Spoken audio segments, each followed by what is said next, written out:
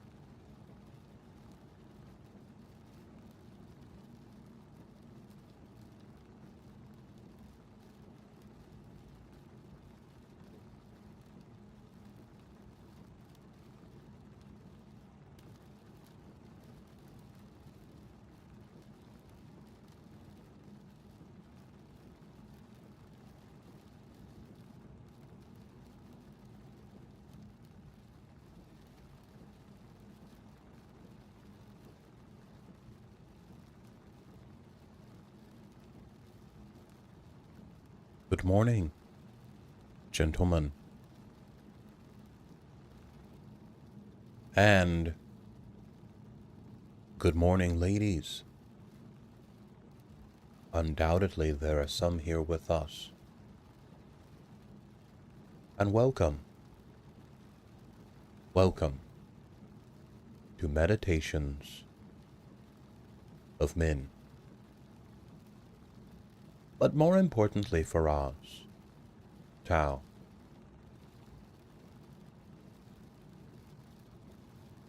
More importantly, welcome to an opportunity. An opportunity to do what?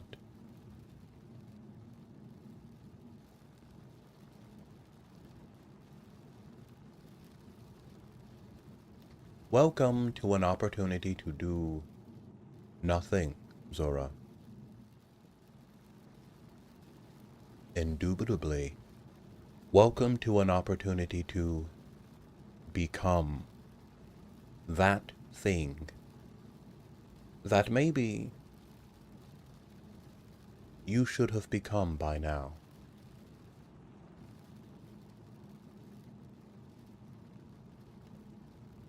Had it not been for your constant doubts and reshuffling,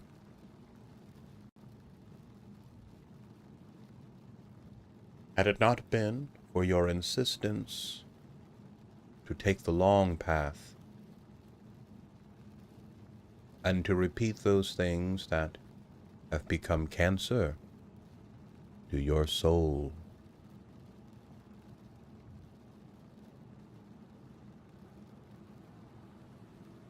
you perhaps would have been by now. Tell me what that thing is, gentlemen. Imagine that you never doubted yourself. Imagine that you never allowed the world to talk you into it. Who would you be by now? Indeed, what heights of accomplishment, transformation, and self-revelation would you have reached by today? Chat says, long time no see. Yes, it has been a long time. Pray tell, how doth that shadow rise, Zora? I would be conquest. You would be conquest? All right. Some people want to go on conquests. Some people want to become a conquest in and of itself.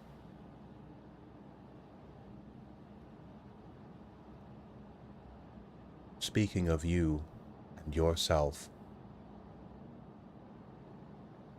how doth that shadow rise today? Do you remember? Do you recall what it felt like to rise in your skin? To be you.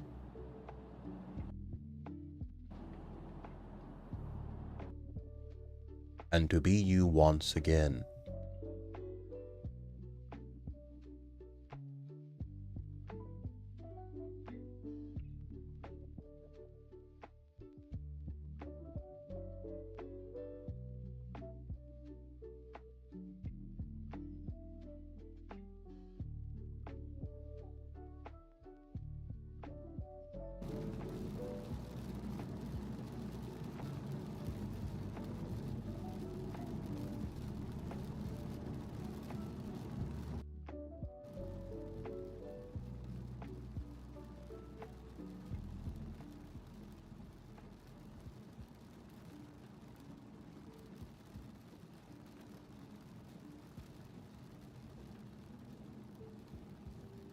You know,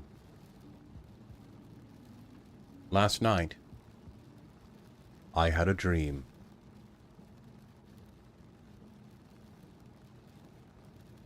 I didn't dream of sugar plums or mountain tops. I wasn't given a vision of the future or the past. Instead, I was given a vision of me.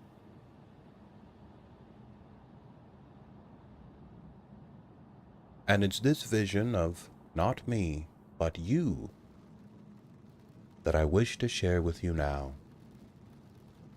If you would, gentlemen, I want you to take a seat, wherever you happen to be.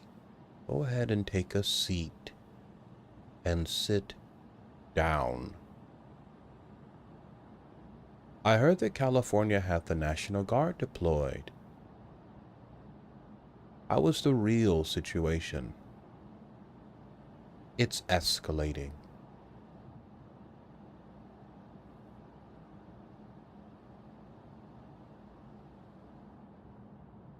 It's escalating. No one's backing down. And this is a problem.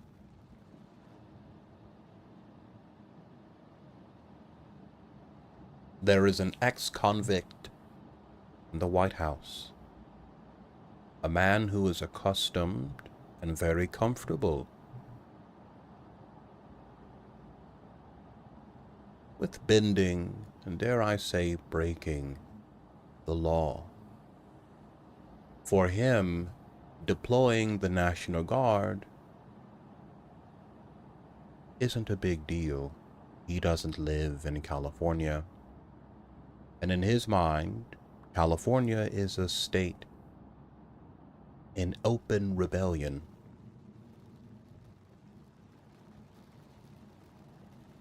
Does anyone here live in California or been to California? One time I thought I saw Jeremy Clarkson on a construction site.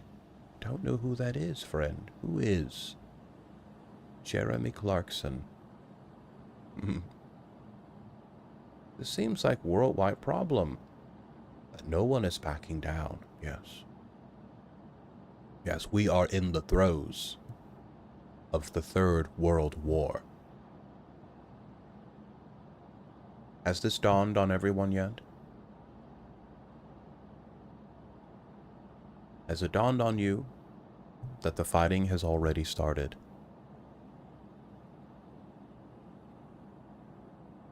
Maybe we were waiting for a bulletin announcement to say, hey, the world is at war.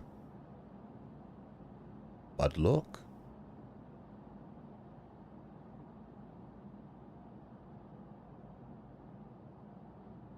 Europe has been at war for years now.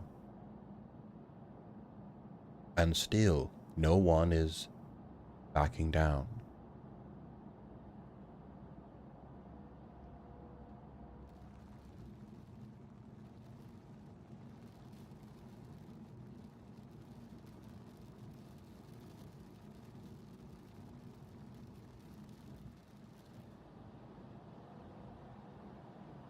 What happens next?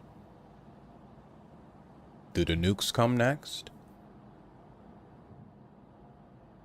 I wonder if the nukes have already fallen. Don't forget this, gentlemen.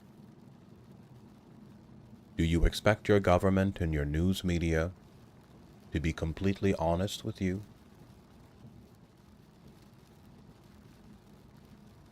Do you imagine that they would be fully open and disclosing about the situation? Probably not.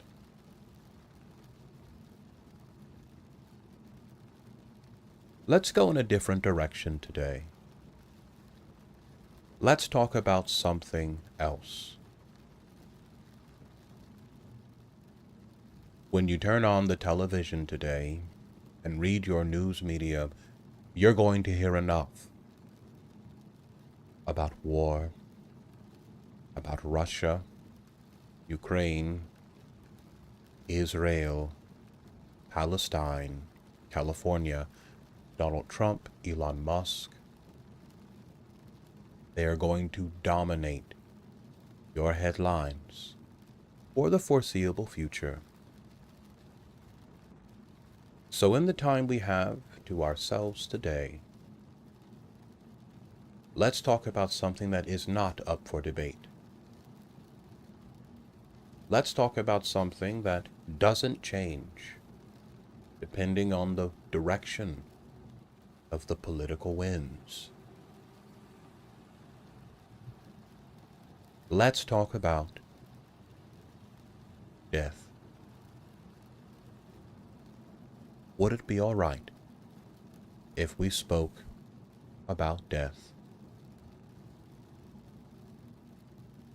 The unavoidable process of dying, changing, being changed.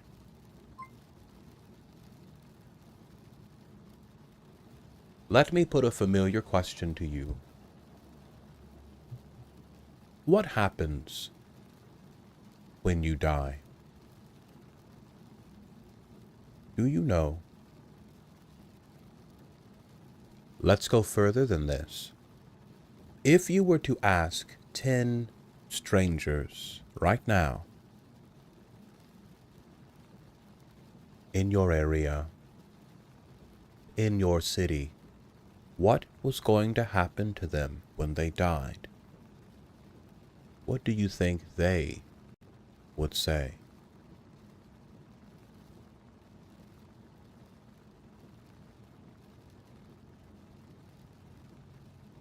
You know, we live in a world of over 2 billion Christians.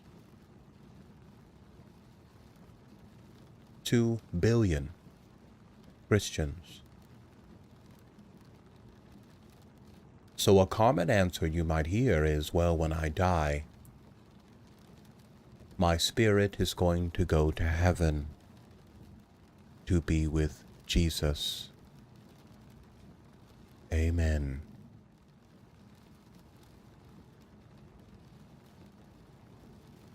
But is this a Christian belief? If you could go back 2,000 years ago to the 1st century, when this Jewish sect first began, is that what they would have said to you? How many Jews in the 1st century would have been walking around under the belief that when they died, an immaterial part of their person, a soul, was going to go off to the realm of heaven? Is this Jewish thinking? Zura says darkness. Obama says sounds comforting to believe in such. Yeah, maybe.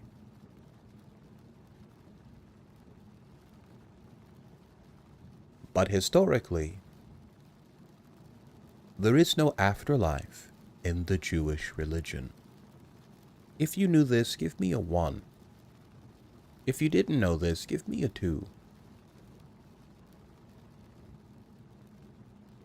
In the minds of the earliest Jewish thinkers and writers, there was no afterlife. When a person died, that was it. There was no immaterial part of their person, a soul or a spirit that went to God. What sort of thinking is that? Who was it? Who was it that preached and spoke about an immaterial soul as a component of human existence? Who put this idea forward? Well, this was Plato. Plato was not a Jewish man. Plato was Greek. So the chances that first century Jews were walking around with the beliefs of ancient Greeks is redonkulous, isn't it? Yes. What I mean to say is that the contemporary notion of heaven, the contemporary notion of surviving death, coming back as a spirit or a soul, is not Jewish or Christian thinking. This comes from the Greeks. I'd wager to say that if Jesus were to come back, he would have no understanding of what most Christians today think of heaven and the afterlife. See, in the mind of Jews in the first century, especially in the mind of Jesus, and when I say Jesus, I'm speaking of the historical Jesus.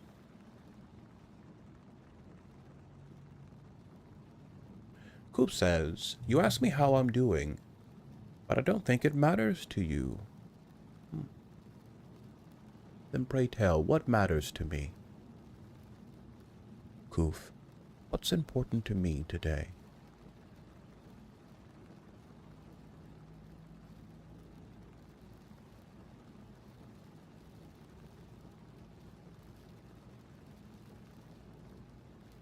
I'm going to say about 200 years before the Common Era, there was an idea going around, an idea floating and picking up steam amongst early Jews. It was what some believed to be an inconsistency. See, it didn't make a lot of sense.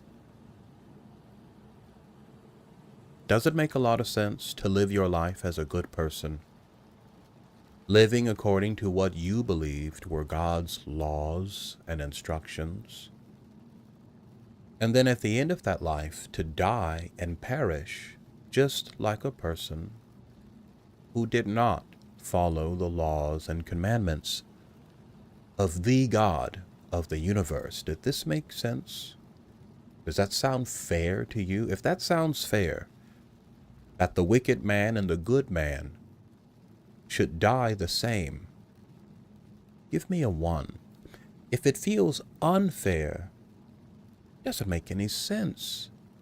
How can a man who goes his whole life doing wickedness die in the same way that a man who did good dies? Welcome, grilled cheese. You know what would go well with you? A hot bowl of tomato soup. Jesus was tripping on psychedelic wine. You could have been. The thing is, we know next to nothing about the historical Jesus.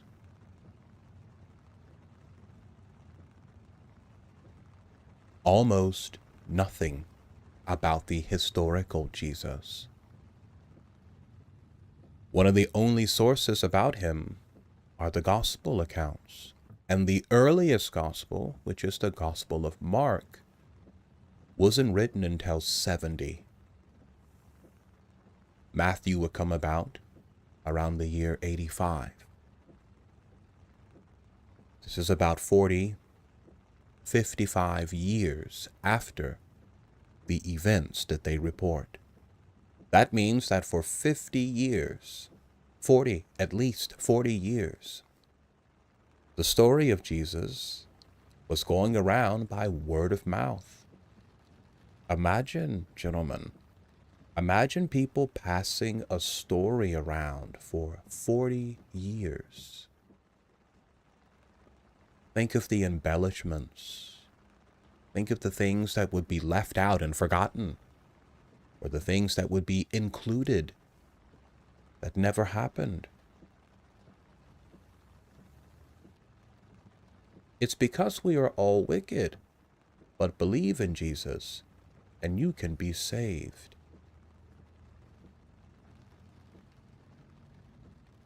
there's actually some pretty strong evidence of psychedelic sacraments during that time. Yeah, I'm going to say that people using drugs is probably about as old as the human species itself.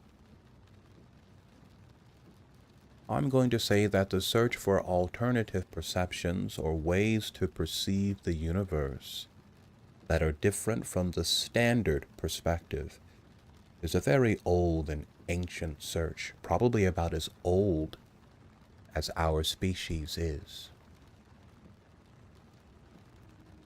But we know next to nothing about Jesus.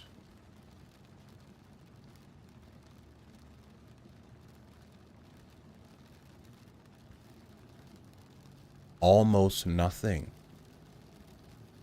about the historical man.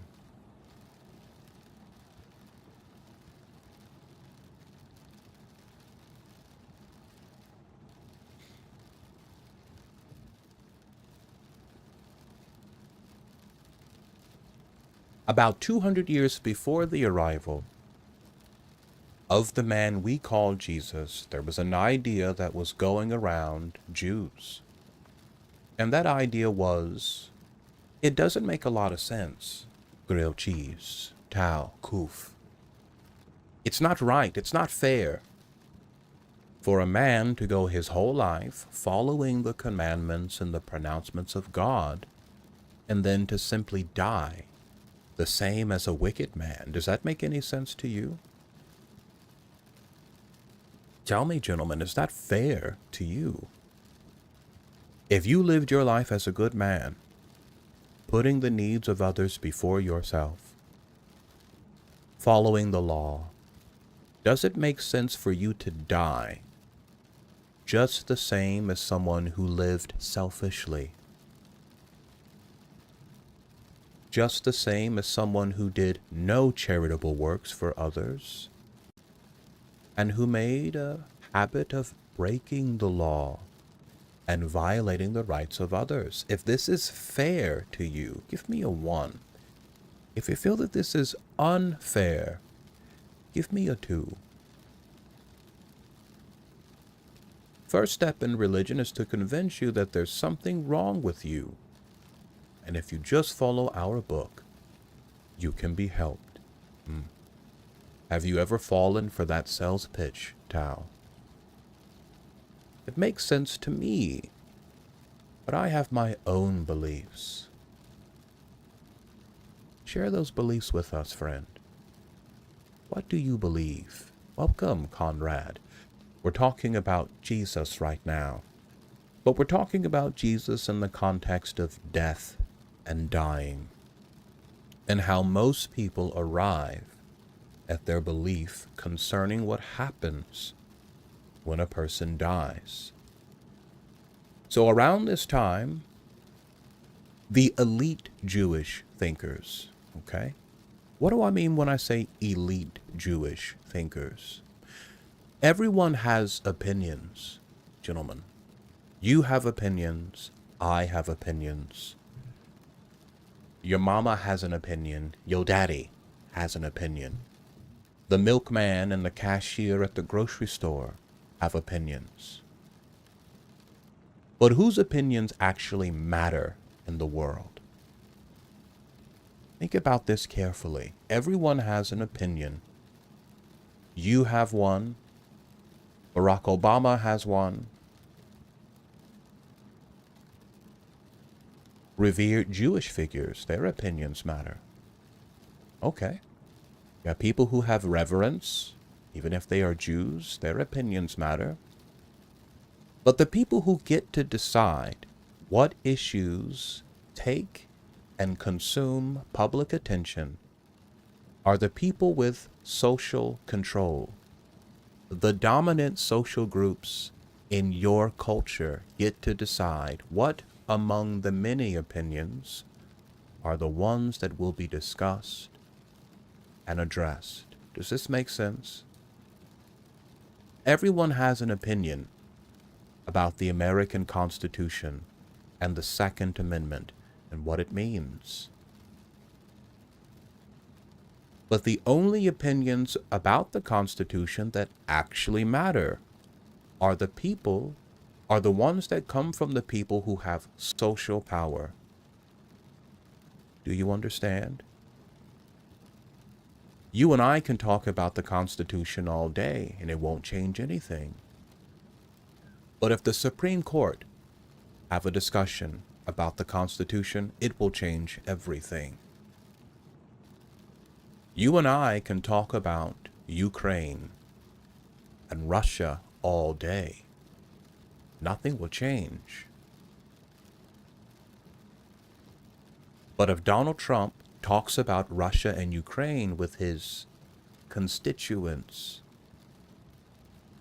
his voter base, or his donors, well, things start moving and changing, don't they? The same thing applied to Jews in the first century. Whose opinion about the ancient Torah actually matter? It isn't the common Jew, it's the elite Jewish thinker, the people who lived in the area amongst those persons who had social power. Our opinions matter. And their opinion was that there was going to be a resurrection. They opened the ancient books of the Torah and they said there's going to be a resurrection. It doesn't make sense for us to believe that good and bad men are going to die the same. No. So the elite Jewish thinkers, the influential Jews at the time, said, well, we believe that there's going to be a resurrection.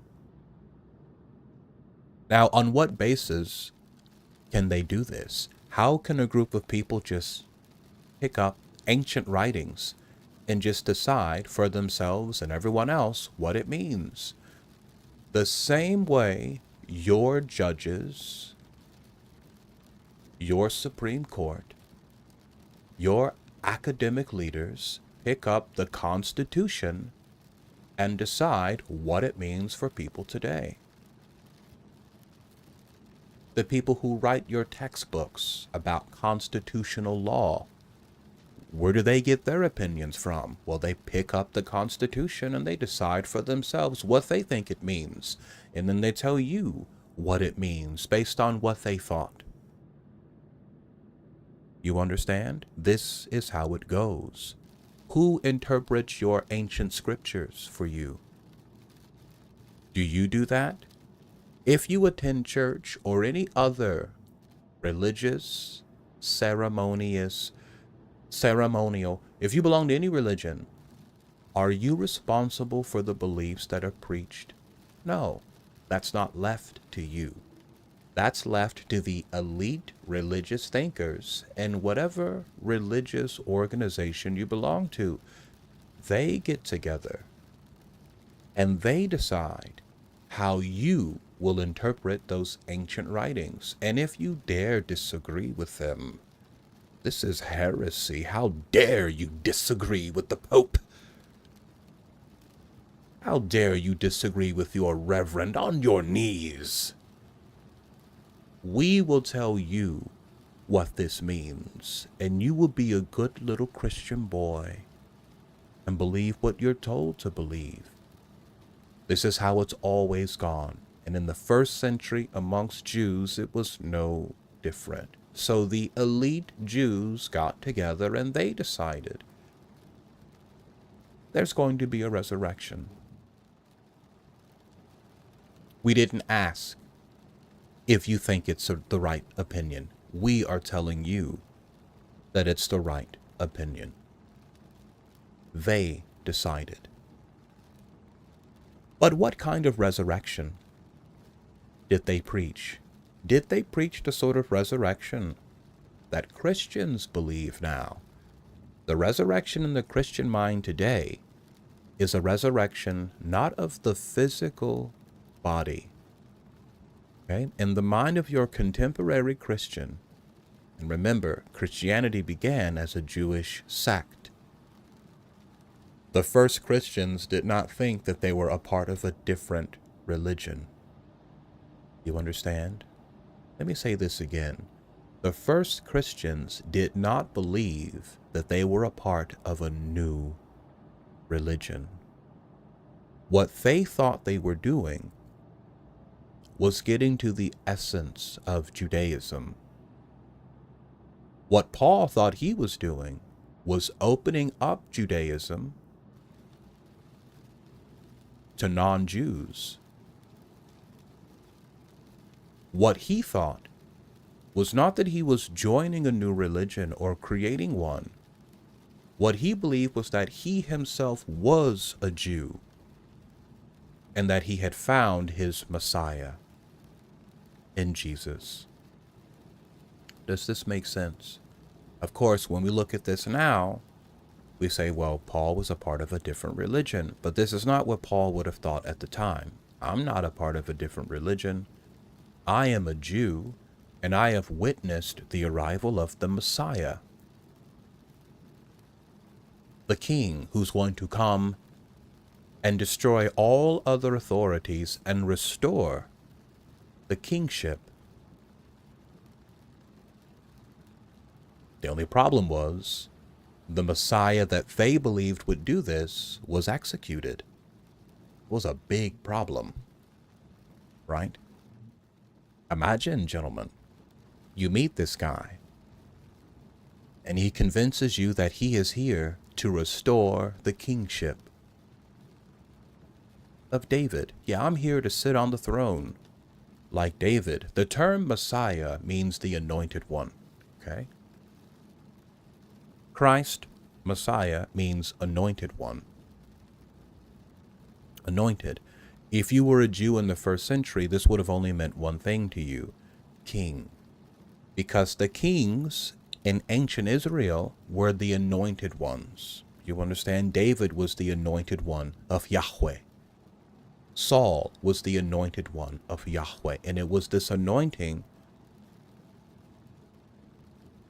that identified them as king. So when they called Jesus the Christ or the Messiah, this meant that he was the anointed king of the Jews. And that's why the Romans wrote the inscription above his crucifix: the King of the Jews. That was his charge. This is the King of the Jews. This was a problem, because if someone is coming as a hereditary future king, they're not supposed to die, are they? Are they, grilled cheese, Tao? If a man arrives now and says, I'm here to reestablish the righteous true kingship under God's anointing, this man is not supposed to die. He's not supposed to be arrested and tortured to death and humiliated. Being crucified by the Romans was probably the most humiliating death anyone could ever suffer. Yeah, if you were a Roman, especially a Roman governor, you would have to arrest that man. What do you mean you're a king? We can't have nobody walking around talking about being a king. This sounds like insurrection, because you have a king, your emperor in Rome. This is a problem. This man is a troublemaker. Being crucified by the Romans, even by today's standards, is by far one of the most humiliating ways to die. The Romans did not invent crucifixion, and they are not and were not the only ones to do it. There are parts of the world today where you can be crucified as an official form of capital punishment. Places now in the Middle East where you can be crucified. You can be crucified, put on a cross, gentlemen, today in 2025 as an official form of capital punishment. So this wasn't an explicitly Roman thing to do. But by far, the Romans committed the most famous crucifixion. Let me describe the process of being crucified. The Romans didn't write down a step-by-step instruction manual on how they went about crucifying people and attaching them to crosses. Okay, let's get this straight. If you look at the ancient record, you're not going to find the Romans detailing how they put people on crosses.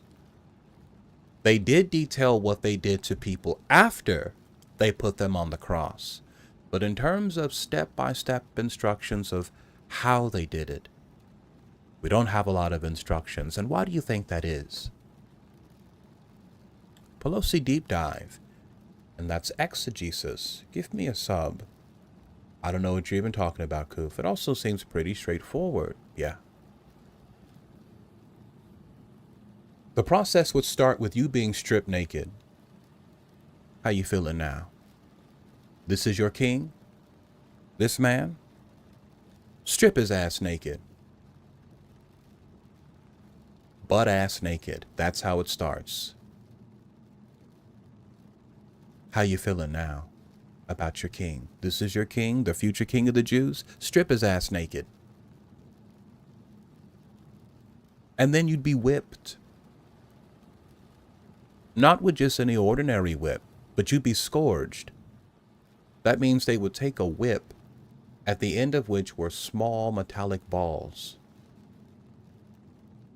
Okay? These balls had a purpose. When you were struck with them, it would tenderize and soften the flesh. Okay, now your flesh is soft. Attached to the end of those were sharpened sheep bones. Okay, so when you were whipped, wham! The whip would strike your back, those metalled balls would tenderize that flesh, and then the whip would be dragged and ripped across your flesh. Those sheep bones would tear into you and rip you open. This is your king? This naked man getting his ass whipped? Literally, this is your king? The whole process was meant to humiliate you, and it succeeded. If you strip a person butt-ass naked and then whip them with a leather whip with metallic balls and sharpened sheep bones at the end, they're going to scream. Imagine the screams a man would make if you whipped him that way on his naked, bare back. Imagine the screams a man would make, the pleas for mercy. It's humiliating. This is your king, the man covered in his blood, rolling around on the ground in the dirt, begging for mercy. Whip his ass some more. You're the king of the Jews? Okay. Well, let me show you how we do the kings around here. Just whip his ass, rolling around, hysterically pleading, bleeding, crying, probably vomiting, pissing himself. This is your king? Whip his ass some more. This was a humiliation ritual, and it worked. It worked, Genesis. This guy is your king? Hold on a second. Stop. Pause. Don't hit him again. What did you say? Who did you say this guy was? The king of the Jews? Okay, well, how about this? But they're not done with you yet. You've been stripped naked. You've been beaten publicly, ripped open, pissing and shitting yourself. You know this is what happens, right? If you beat a man enough, he will piss and he will shit himself. There's no real reason to be ashamed about this. I mean, this is simply something that the body goes through. Some people believe that the body does this to convince predators that you are deceased and dead. That is to say that if you were in the jaws of a lion or a bear, you would probably shit yourself. Why? Well, because the smell of the excrement might convince the predator that you have died and that you are not a threat. Okay? So very likely, Jesus, in the throes of being whipped and humiliated, shit himself, pissed himself, screamed, begging for, oh my God, please, please. Yeah. This is your king? This guy rolling in his own vomit, crying and begging for mercy? This is your king? Some king, huh? Some king's pussy whipped ass boy. Look at this soft ass boy crying and begging and pleading for mercy. This is your king? Okay.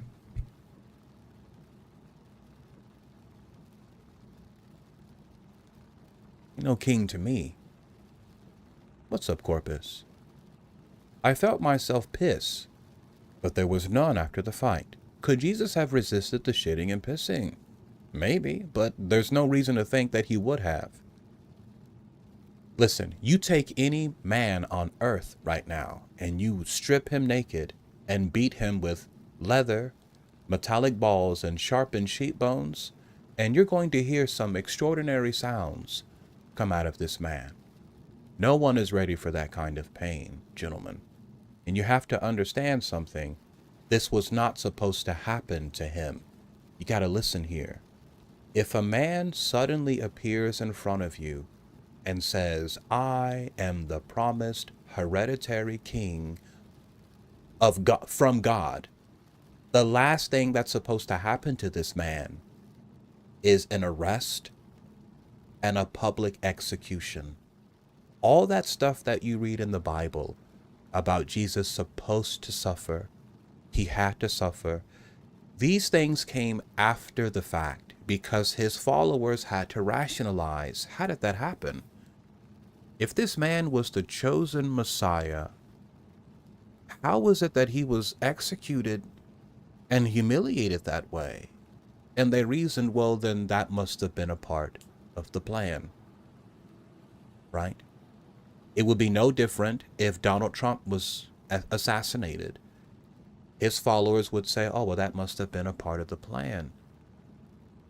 You know, if Trump is supposed to become president, it doesn't make sense that he was shot and assassinated. That must have been a part of the plan. Trump is playing 5D chess. See, he's not really dead. He's pretending to. And they would just create stories to try to explain the fact that he's dead. The people who believed in Jesus were no different. They were flabbergasted and completely caught off guard by the fact that this man, who they thought was sent by God to become the future king of Israel, was tortured to death. This doesn't make any sense.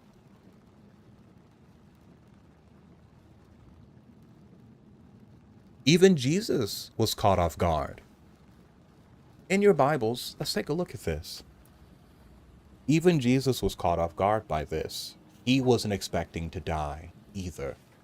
I know this runs contrary to a lot of things you may have been taught about Jesus, but let's read it from him himself. What did he say?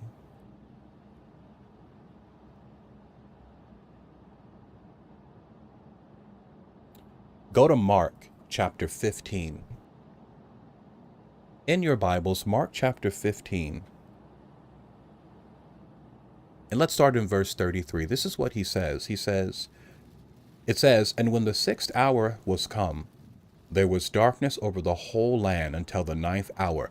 Imagine being on a cross for 6 hours. Ooh, you talk about some pain. It doesn't matter who you thought you were.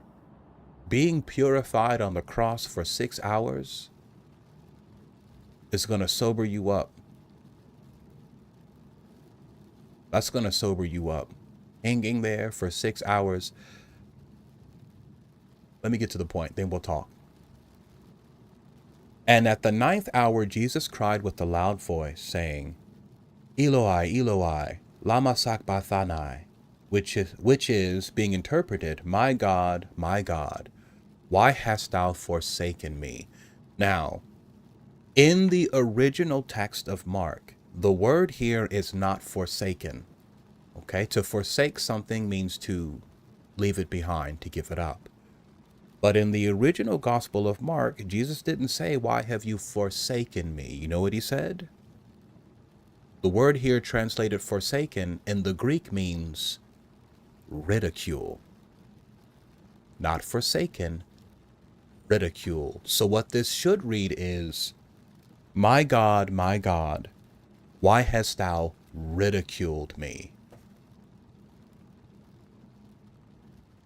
So it appears that according to the Gospel of Mark, Mark being the first gospel, even Jesus himself was caught off guard by the fact that, oops, I'm gonna die. I'm going to die. Does this sound like a man who knew this was coming? What do you think? Does this sound like a man who knew that this was coming?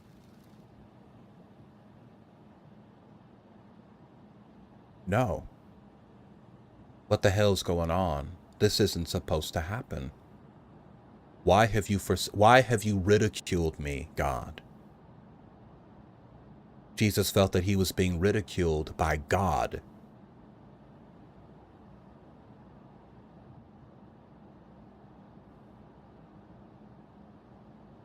Come down to Southern California, and I'll introduce you to about 20 people today who also think that they were sent by God to save the world. They are a dime a dozen here. Schizophrenics. They're everywhere down here. Everywhere down here. And sometimes they find followers. Yeah. That's if they don't break the law and the cops arrest them and send them to jail first. How he know he king but didn't know God would do this to him? Well, according to the gospel writers, Jesus was from Galilee. Galilee is in the country. The week before his death, he comes to Jerusalem during the Passover. Jerusalem, thousands of people are going to be there. And likely when he came to Jerusalem, he was expecting his message to reach a wider audience. Think about it. This country preacher, this charismatic, delusional country preacher is preaching in Galilee, and people are following him around. Okay, so now he's taking it to the big leagues. Let me go to Jerusalem during the Passover, okay, where there are going to be thousands of people, and let me put my message out there. And so he does that. He comes to Jerusalem the last week of his life, and now he's putting this message out. And what was his message? You got to think about this. What was the message of Jesus? The message of Jesus was that very soon God was going to destroy every earthly authority and set up his own kingdom. That was the message of Jesus from his lips. The kingdom of heaven has drawn near. Imagine how this would sound to the ears of a Roman soldier or a Roman governor. What did he just say? God is going to destroy what kingdom? All kingdoms? Are you saying that God is going to destroy the emperor? Wait a second. Wait, what did you just say? This is the reaction he's getting in Jerusalem. It's not what he expected, but it's the reaction he's getting. You can't listen. It would be like me going to Washington, D.C. You know, imagine some guy who's preaching in rural Alabama. He's in rural Alabama preaching about the fall of the American government, right? Pretty soon, God is going to come and destroy America and make his own kingdom, and I'm going to be king in it. Okay, in rural Alabama, that might not be that big of a deal. But imagine going to Washington, D.C. and saying this. What's the reaction you're going to get? People are going to start paying. What did you just say? Did you just say that God is going to... Okay, and what's going to happen to the president then? So God is going to destroy America and the president? Okay, we need to pay attention to this guy. Now, in America, you might get away with that for a while because of free speech. But the Romans weren't like these pussy-whipped Americans. You ain't got no damn free speech in Rome. You come to Jerusalem talking nonsense like that, and you're going to get arrested. You can't come to Jerusalem, where the Romans are, and start talking about God setting up a kingdom that's going to destroy all earthly kingdoms. No, brother, you're going to get a reaction.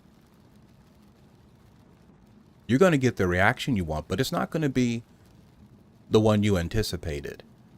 So what ended up happening is this charismatic, delusional rabbi goes to Jerusalem and starts repeating what he was saying in the countryside.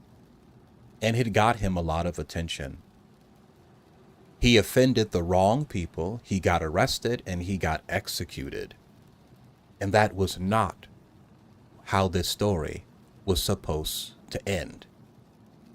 It was supposed to end the way he said it was going to end. God is going to come and destroy. You got to listen to what this guy was saying. Go to Matthew 24. You got to listen to what this guy was saying, bro. This guy was wilding out. Matthew 24, and go to verse 34 this time. He said,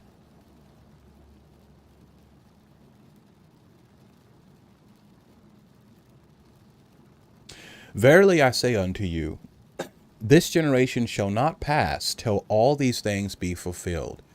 He was saying that everything he was preaching was going to happen while the people standing around listening to him were still alive. This wasn't for some future generation. He was like, no, this generation won't pass away until all this happens. So he comes to Jerusalem and he's saying all this stuff. Yeah, he got the attention of the Romans. And they arrested him. It's more like if you threaten the president. Yeah, the Romans took this as a threat. And the Romans shut shit down. No one, even to this day, the Romans take the cake when it comes to shutting shit down. They didn't underestimate their enemies. I mean, they crucified so many people in Jerusalem that they ran out of lumber. Okay, the fact that Jesus was crucified is not unique or special. They crucified so many people in Jerusalem that they ran out of trees. They had to import lumber because they ran out. This is how often the Romans, they were good at this, and they did it all the time. They didn't need to have special trials and special, no, they would throw his ass up on the cross, throw his ass up on the crucifix. Let's see how much of a king, you're the king? Okay, we'll find out. So let's talk about this humiliation ritual. So imagine being stripped naked in front of your whole community. Everybody can see your bare ass and balls. Everybody can see your balls. Your mama, your grandmama, your daddy, your brother-in-law, your sister-in-law, your next door neighbor, and they're laughing and giggling and sniggling, and you can't do nothing about it. Look at his little dick. Look at his little balls. That's what you had this whole time? Ew, look at that. Ew.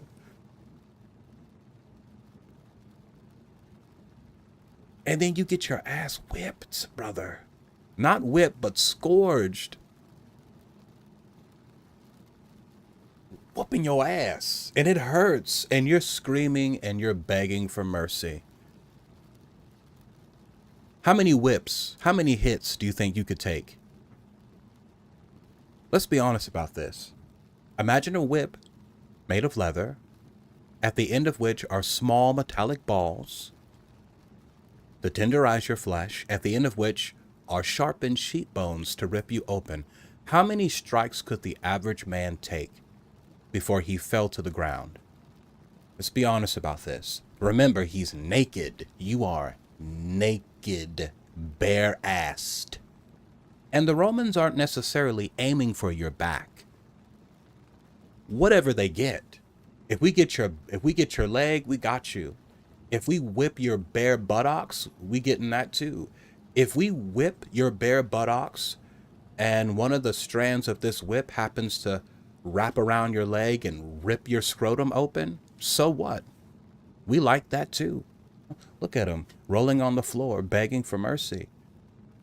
One? Okay. How many until he starts begging for mercy? How many times would he have to be struck with that before he starts begging for mercy? Please, no more. Please. This is what the Romans were waiting for. See, we were waiting for you to get to this point where you would beg us to stop. Now we're about to really have fun. Now that we've broken you, now we're about to really have fun. See, I joined the Roman legion to see the world, the known world, to go on adventures. And you want to know what ended up happening to me? I joined the Roman legion and they stationed me in Jerusalem with these weird people, these weirdos with their strange, weird religion. They don't even worship the emperor. And this is where I got to do my time in the Roman legion. I'm pissed, brother. I wanted to see the world, and now all I get to see are these backwards ass Jews who don't even worship the emperor. They got all these weird, strange rules and customs. The only joy I get from my job is whooping these Jews. These are the only people I can take it out on. I can't yell at my commander. I can't complain to him about my assignment. I definitely can't complain to the governor. I definitely can't say anything about Rome or the emperor. So the only people I can vent my frustration on, these weirdo Jews. I can't stand them. Look at them, arrogant and proud. They don't even worship the emperor. Why don't we just destroy? Ultimately, they would destroy these people. In 70 AD, they would destroy the Jews and their temple. But up until then, the only pleasure you would get, I want you to imagine this, gentlemen. You joined the Roman legion to see the world, and they put you in the desert. They put you in the desert, brother. You're out in the desert with these weirdos. And now you get a chance to whip one of them? Oh, you're going to have a blast. Oh, you're going to have a blast. Bring out my favorite whip. Yeah, bring out my favorite whips. The whippity whip. Yeah.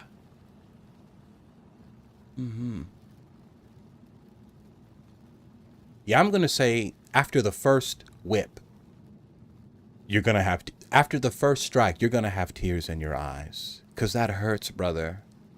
If the feeling of the leather straps didn't hurt, if the sensation of the metallic balls didn't hurt, then definitely the sensation of having your flesh ripped open with sharpened sheep bones hurts. Yeah, your eyes are going to have tears in them. But then it keeps coming. One after the other, after the other, after the other, after the other. Yeah, bro, you're down. You're down. Yeah, you're rolling on the ground. You're probably vomiting at this point. You've probably pissed yourself. You've probably shat yourself. You've been begging for mercy, but you're not going to get any mercy from the Romans, bro.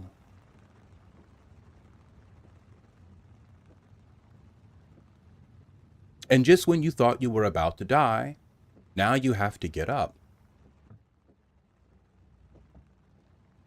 Now we're going to put you up on this cross.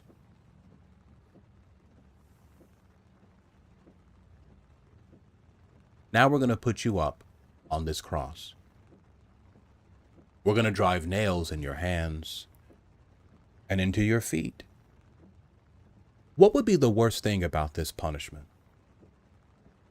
What would be the worst thing about being put up on a cross with nails in your hands and in your feet? What would be the worst part about this? Let's say you got an itch. Can you scratch it? The pain? Can you scratch that itch? Let's say your balls started to itch on the cross. Can you reach down and scratch your balls? No.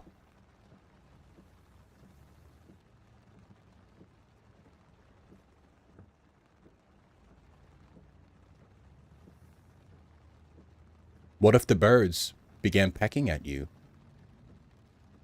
There, yeah, can you swat the birds away? No. This was a part of the ritual. It was meant to be humiliating, and it was humiliating. What if people started throwing shit at you? Spitting on you, calling you names? Can you do anything about that? No. You're up there for hours, sometimes days, sometimes just for fun. The Romans would put a horn on the cross. A horn. Sometimes it was a literal horn, and sometimes it would be a piece of sharpened wood that looked like a horn. They put it right under your ass. Okay? Now listen. If you were up on the cross, okay, you got two choices. You can either distribute the weight of your body to your hands and hold yourself up, or you could push up on the nails in your feet. Okay? Either way, it's going to hurt. Okay? Now, this is what would end up happening. The way that you were expanded, the way that your arms were stretched out, it made it very difficult to breathe. If you wanted to breathe, you had to push up on the nails in your feet. Okay? Push up on the nails in your feet. That way you would have enough space to take a few breaths. But then when the pain was too much in your feet, you'd have to slump back down again. Now you're hanging from your hands. Now it's difficult to breathe again. This was funny to the Romans, to watch a person pushing up on the nails and then falling down again. They thought that was funny. So sometimes what they would do is they would put a horn right underneath your ass so that when you slump down, you get pricked right in your asshole. Ah! So you have to push back up on those nails again. This was good fun for them. These sadistic mugs. This was fun for them. Look at them. They thought it was fun. Look, I'm stationed in the desert. I joined the Roman Legion to see the world, and they put me in the desert. I don't have many pleasures out here. Ain't no Roman women out here. I can't participate in any of the Roman festivals out here because these backwards ass Jews don't even worship the emperor. So I got to be away from all the Roman holidays. I'm not around any of the Roman women. And I'm in the hot desert. I'm pissed. I'm pissed out here. The only pleasure I get is torturing these people. And sometimes they would crucify them upside down. Or sometimes they would just flat out poke their genitals. And they would crucify women too. Okay? Women got crucified too. You got to remember this. It wasn't a special thing to end up on a cross. They would do it to women too. Sometimes, to preserve a woman's modesty, they would crucify her facing the cross. But not all the time. Yeah, this bitch was giving us a lot of lip when we were whipping her. Yeah, crucify her ass facing outward so we can see them saggy ass droopy titties. Yeah, just expose. I mean, it's a humiliation ritual. It's not supposed to be cool. It's not supposed to be neat or clean. We're doing this to make you look bad. And there's no way to suffer and die on a cross and not look bad.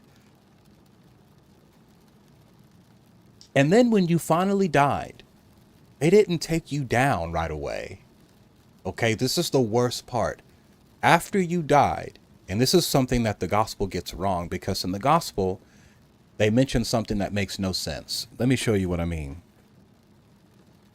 But, you know, if they had to make your boy look good, I mean, this is their king, right? The king of the Jews. So they have to clean this up and try to make it look good. But the writers went too far because they put things in here that don't make any sense and that contradict what we know about the Romans.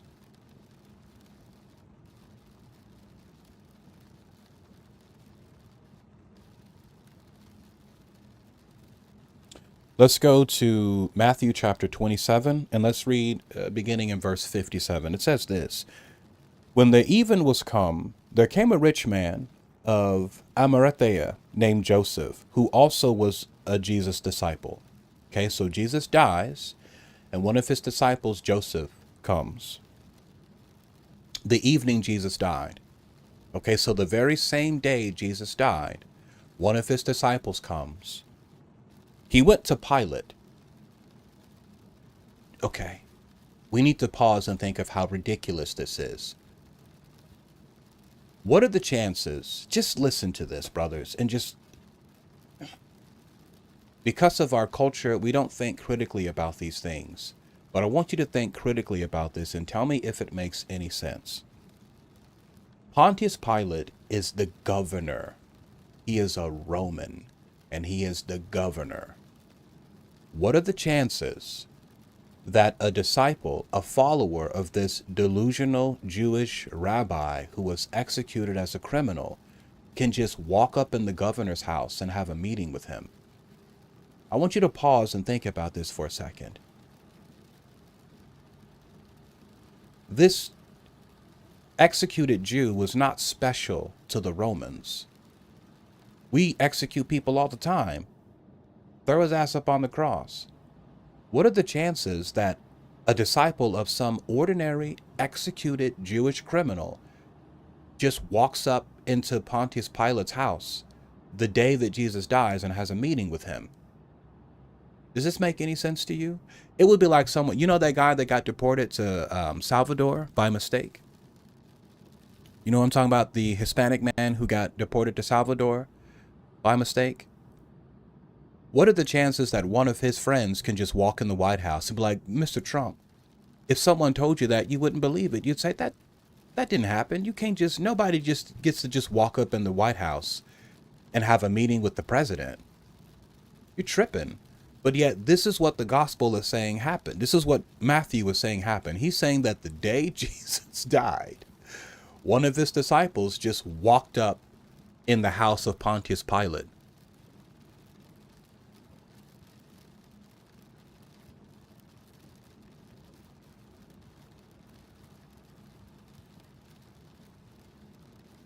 And had a meeting with him. Do you believe that happened? What do you think? Could that have happened? What would happen if you would, remember, Jesus was some delusional rabbi from the country, some guy from the country. His follower just comes in and just walks in. Is it that easy to access the Roman governor? You can just walk in his house? Yeah, I was a friend of that guy. First off, Pontius Pilate has other things to do. He's not in his house thinking about some criminal that just got executed. He's probably doing his own. He probably didn't even know that this had happened. Wait, who are you? What? What? How did you get in here?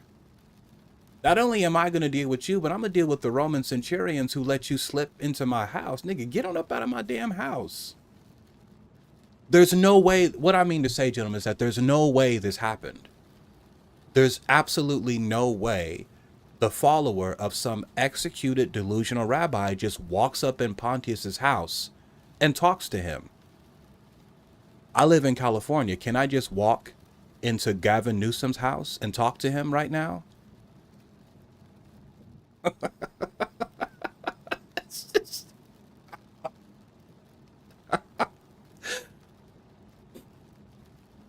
Just think about it. Just pause and think about whether or not you think that this could have actually happened. But it gets even richer. He went to Pilate and begged the body of Jesus. Then Pilate commanded the body to be delivered. So what this writer is telling you, now remember, Matthew was written in about the year 85. This is about 65 years after the events. So whoever wrote Matthew did not see this. They're not writing an eyewitness account. This is 65 years after the fact. Well, about 55 years. Jesus died in what? About 30? We'll round it to 30. The Gospel of Matthew is about 85, 90. So about 55, 60 years after the fact. So whoever wrote this was not there. They weren't there. They're writing something that they heard from someone else, who heard it from someone else, who heard it from someone else. We're talking 60 years of embellishments and exaggerations. And look at where it ends up. After 60 years of exaggerating, now they got this dude walking up in the governor's house. That's ridiculous, right? But 60 years of embellishments will probably do that to a story, right? But then that's not the part that's really disturbing. What's disturbing is what they say happened after he talked to him. So Joseph comes into Pilate's house, begs him for Jesus's body. And according to the text, Pilate gives him the body of Jesus the day he died. Now, this is something that almost certainly did not happen. Because remember what I told you, the whole purpose of crucifying a person was to humiliate them. We don't have a lot of records about how the Romans crucified, but we have a lot of written records about what they did to people after they crucified them. And what they almost certainly never did was take them down off of the cross as soon as they died. This would defeat the whole purpose. No, no, no, no. We're going to let your body sit up there.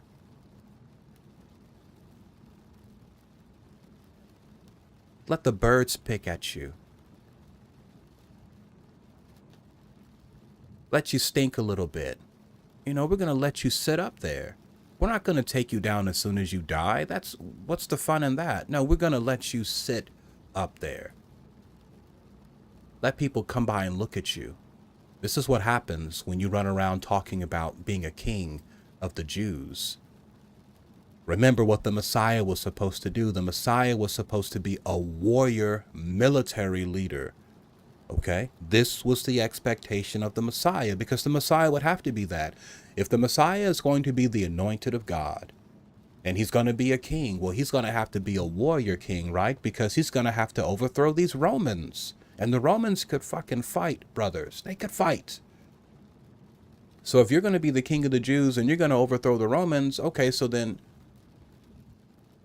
you must be a fighter, right? A fighter, a military tactician. If you're going to overthrow the Romans, bro, you better bring, as the saying goes, you have to bring ass to get ass. Do you all know what that means? Have you ever heard that phrase before? This might be too American. Have you ever heard the phrase, to get ass, you have to bring some ass? If you've ever heard that phrase, give me a 1. If you've never heard it, give me a 2.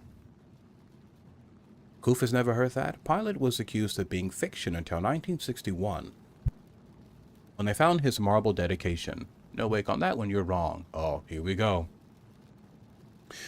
Because it was Passover when Christ was part of the cross. It depends on which gospel you read. Because one of the gospels has Jesus dying the day before the Passover, and another gospel has Jesus dying after the Passover. So which is it? It depends on which gospel you're reading. They're not consistent on this. Okay?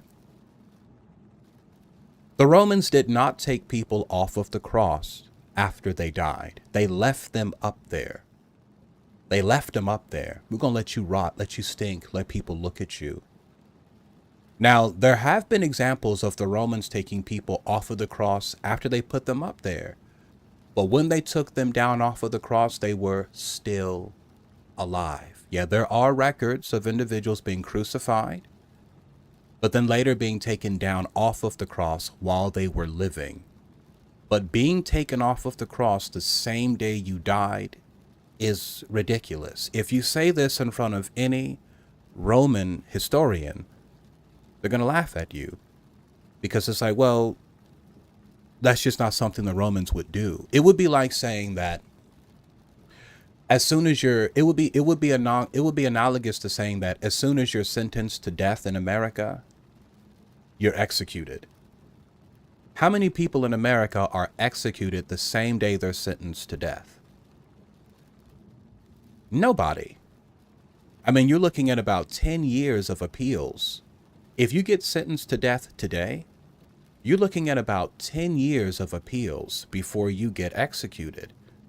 So if someone were to come to you and say, hey man, I know this guy who got sentenced to death in America, and the very same day they took him outside and shot him, you know he doesn't know what he's talking about. You don't know what you're talking about, because that's not how it goes in America. Criminals aren't executed the same day they're sentenced to death here. So either you're lying or you just don't know anything about America. Matthew is making a similar mistake here. He's saying, and this is how we know the person who wrote this wasn't there, because they're saying something that makes no sense. They're saying that the day Jesus died on the cross, he was taken down. That's not how the Romans did it. You understand? So it's a dead giveaway that whoever wrote this wasn't there and they don't know what they're talking about. That's just not how the Romans did things. Does this make sense to you? Like I said, this would be like saying that the same day people are sentenced to death in America, they're shot and killed. That's not how we do it here. Again, if you get sentenced to death, there's an automatic appeal process. It's not even in your hands. Even if you don't appeal your death sentence, there's an automatic appeal process. If you're an American, you know this. And on average, you're looking at about 10 years of appeals before you're executed. If you get sentenced today to lethal injection, you still got about 10 years of life left. Okay, you still got about 10 years on average on death row. So if someone said, oh yeah, man, I had a cousin and he got sentenced to death, and then they took him outside and they killed him the same day, you would know immediately this guy's full of shit, because we don't do that in America. It's not how it goes. Roman historians feel the same way about this book. They know that who wrote this is telling a lie, because the Romans didn't do that. Okay? I think the average is longer than 10 years. No. The last I looked, it was about 10 years on average on death row. It could have changed by now. Yeah, no one does it like Americans do it. So what's even more ridiculous than the idea that a disciple of Jesus walks into the house of Pilate the day Jesus dies, has a conversation with the Roman governor, and talks the Roman governor into handing over the body of the dead. Come on now. We have to be more discerning than this.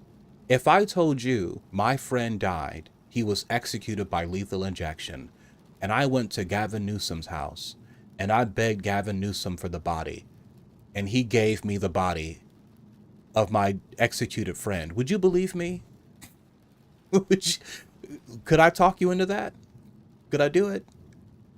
If I said I had a friend who was executed today, and I went to the governor of California's house and said, hey, Mr. Newsom, can I have his body? Just give me his body. Sure, here you go, dog. Take his body.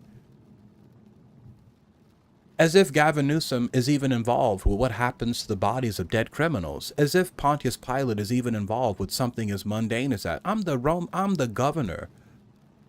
You think I'm involved with what happens to the bodies of dead, delusional rabbis from the country? He's from Galilee. It's the country. Nick, I'm in Jerusalem. I'm okay, but hey, believe that too, right? Believe that too. But I'm saying from a critical historical perspective, that doesn't make any sense. It doesn't make any sense. Okay? When I read the Bible, I read it from a historical, critical perspective. And when you read it from that perspective, this doesn't make any sense. It just makes no sense.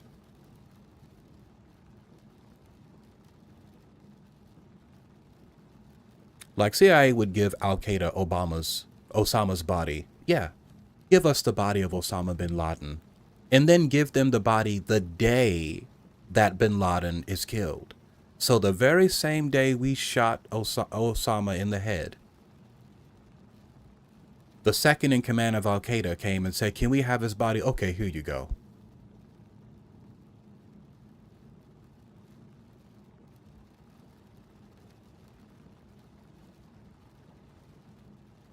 But it gets worse. Again, anyone who is aware of the culture and the history of these people looks at this account and says, this is ridiculous. The idea, listen, if you were a Jew and you died in the first century, do you know how you would have, how your body would have been handled?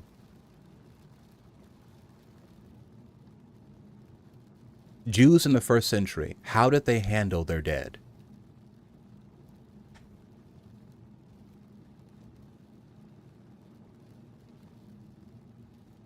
If you were a Jew and you died in the first century, there are one of two ways that your body would have been handled at death. If you were wealthy and you were rich, your body would go into a family tomb. But this was for the wealthy and the rich who could afford it. Jesus was a poor, homeless, traveling preacher. Why would his body be put in a tomb? He has no money. This isn't how the poor were buried or treated in the first century at death. But let's say you did have that kind of money. This is what would happen to you. Your body would go in a tomb, okay? And your body would rot and it would decompose. Later on, people who loved you enough would come and they would collect your bones, and they will put your bones in what they call a bone box. Some of these bone boxes still exist to this day. Okay? Go ahead and Google it. It's an interesting study if you've never heard of it before. Someone who loved you dearly enough would come and they would collect your bones and they will put it in a bone box. And it would just be a box of bones. Okay? Take a moment and Google that, gentlemen. Bone boxes. I think you'll find that fascinating. Being poor doesn't mean you don't have a huge circle of friends. These were family tombs. People weren't so individual like they are today. Individualistic. Jesus was homeless. None of Jesus's friends were expecting him to die. You have to understand that came as a shock and a surprise to all of them. This man is our king. This man told us that we would see him coming in kingdom power. Let me show you what I mean by this.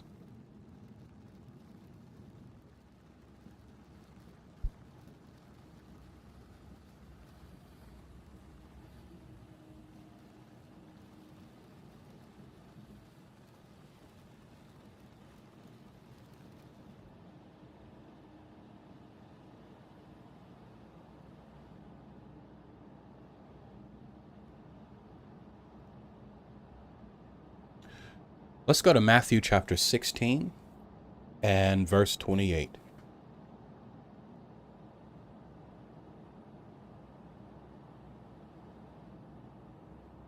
Let's start in verse 27. Jesus says this. He says, "For the Son of Man shall come in the glory of his Father with his angels, and then he shall reward every man according to his works." So what is Jesus saying? He's saying that he's going to come with the glory of his Father with angels. When? Verse 28 says, "Verily I say unto you, there be some standing here, which shall not taste death till they see the Son of Man coming in his kingdom." So what did Jesus say? Jesus said that there were some people standing around there who would be alive when he returned with angels. Let me say that again. Jesus here identifies himself as a false prophet. What did he say would happen? He said that he was going to come in the glory of his Father with angels before the people standing around him would die. All of those people that were standing around Jesus are dead now. This was over 2,000 years ago.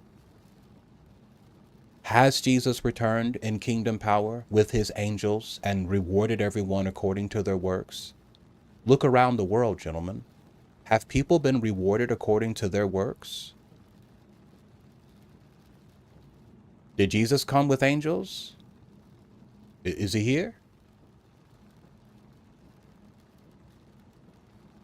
Let's be honest. The Son of Man shall come in the glory of his Father with his angels, and then shall reward every man. Every man. Listen to me. Every man according to his works. Has this happened?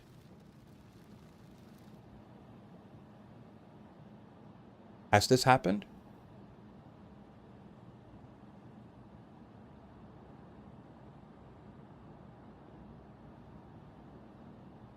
The answer to that is obviously no.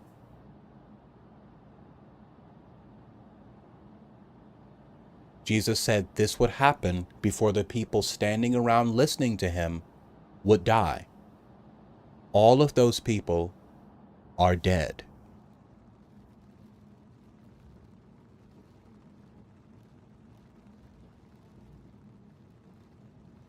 And in case you're thinking that this is just a fluke, go to Matthew 24. Matthew 24 and verse 34.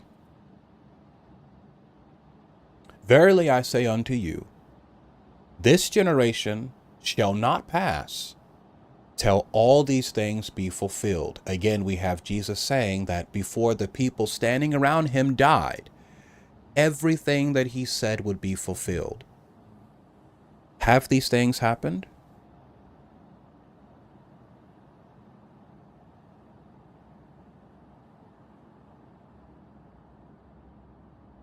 Let's go to Mark chapter 9 and verse 1.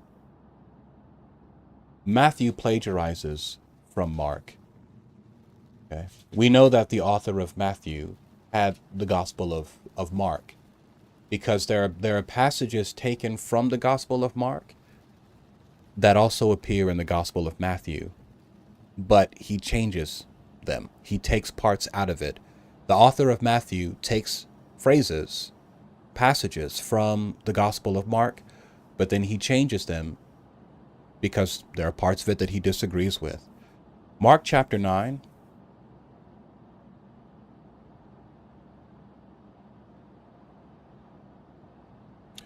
And verse 1. He says it again. He says, and he said, and this is one of them. This is one of the phrases that Matthew took from Matthew. We just read it in Matthew, but this is where Matthew got it. He got it from Mark. And he said unto them, verily I say unto you, that there be some of them that stand here, which shall not taste of death, till they have seen the kingdom of God come with power. Has the kingdom of God come with power? If you feel that the kingdom of God has come with power, give me a 1 in the chat. Is it here? Jesus said it would be here before the people standing around him would die. All those people are dead. That's why I tell you, the greatest disappointment was felt by Jesus's followers, because they were expecting all of those things to happen right now. Right now. Because that's what Jesus said. You're going to see it. You're going to see it happen. You're going to see me coming with angels, with the glory of God. You're going to see me destroy all these kingdoms and reward everyone according to what they deserve. But then the unthinkable happens. They arrest this man and he dies. That's not supposed to happen. And what if they did see it? See what, brother? See what? Has the kingdom of God come? Has Jesus returned in kingdom power with the glory of his Father and angels? Has that happened? Maybe it did. Don't give me maybes. I'm asking you, did it happen? Is Jesus here in kingdom power with angels? Is he here?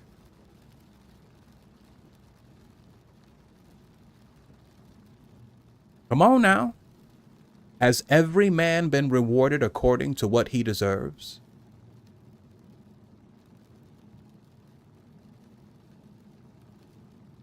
There are things that have happened on this earth that I don't know have happened. It doesn't mean they didn't happen. I'm asking you, Shamash.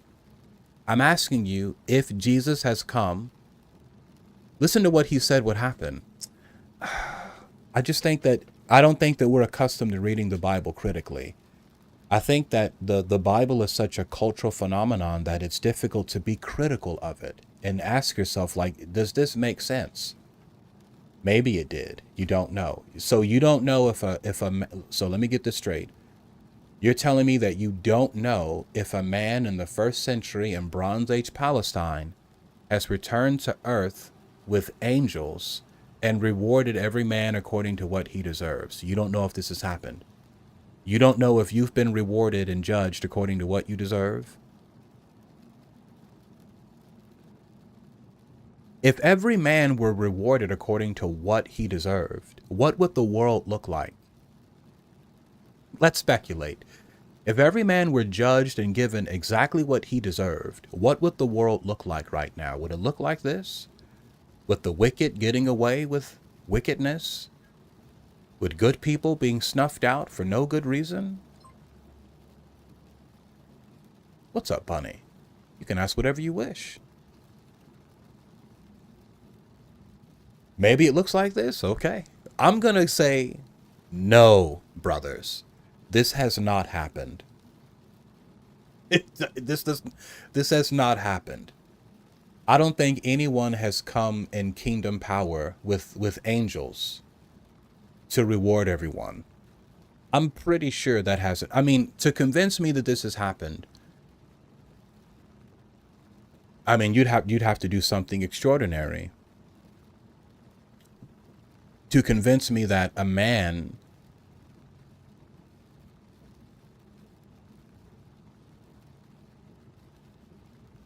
I see no good reason to believe that anything like this has happened. It might look like it does not.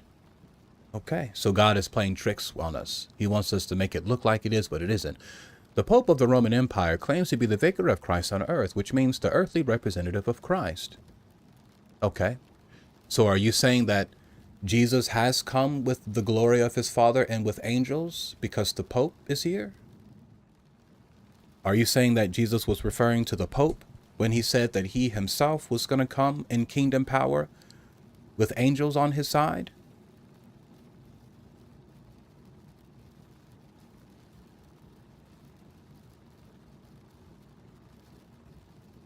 Why has God given you so much pain? Which God, friend? Maybe in the form of the church. Is that what Jesus said? You see what you just did there? You see what you just did there? Did Jesus say that in the future another man was going to come? Is that what he said? We have to pay attention. You guys claim to like this man and believe in him, but you don't really believe what he says, right? What did the man say? Come on now, what did the man say? Matthew 16:28. Did he say someone else is going to come? I feel like that's a good way to get you to believe in the Pope. I feel like that's a good bargaining point for the Pope to get you to join his church, right? Oh, Jesus was talking about me. When Jesus said he was coming back, he was talking about me. Okay. Verily I say unto you, there be some standing here, which shall not taste of death, till they see the Son of Man coming in his kingdom. Even if we were to take that interpretation, the people who were standing there and heard Jesus say this did not see the Pope. So nice try, but that doesn't work either. That doesn't work either. When was the first Pope elected? It wasn't in the 1st century. So that doesn't work either. You're left holding an empty sack. There are no riddles in this. Jesus meant what he said. The reason why people feel that the Bible is full of riddles is because the New Testament is full of dead promises. In the New Testament, you have many examples of people who are saying that things are going to happen, and then they don't happen. Simple as. But if you are an individual who has bet your life on the validity and the truth of the New Testament, that you can't believe that. I can't believe, and I won't believe, that the things said in this book, in these books, haven't been fulfilled. So there must be some sort of secret fulfillment. Maybe he meant it as, no, he didn't mean it as that. That's just copium, brothers. That's just copium. He meant what he said. He said, I will come back with angels and the glory of my Father before you die.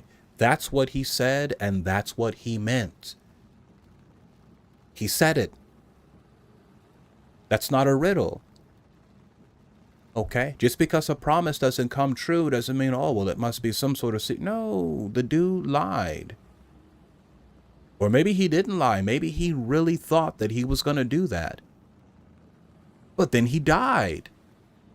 You think you're shocked? You think you're shocked? Imagine how shocked the people were who were actually standing there and heard him say this and believed him. I believe you. I believe you. And then they watched him die. They watched him hang up there, crying out and begging for mercy.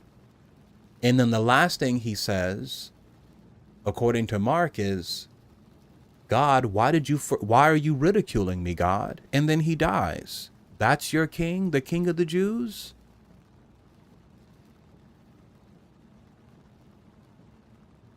To be the Messiah meant to be anointed, to be the anointed of God. Why is the anointed of God up on the cross complaining about God ridiculing him? I thought God anointed you.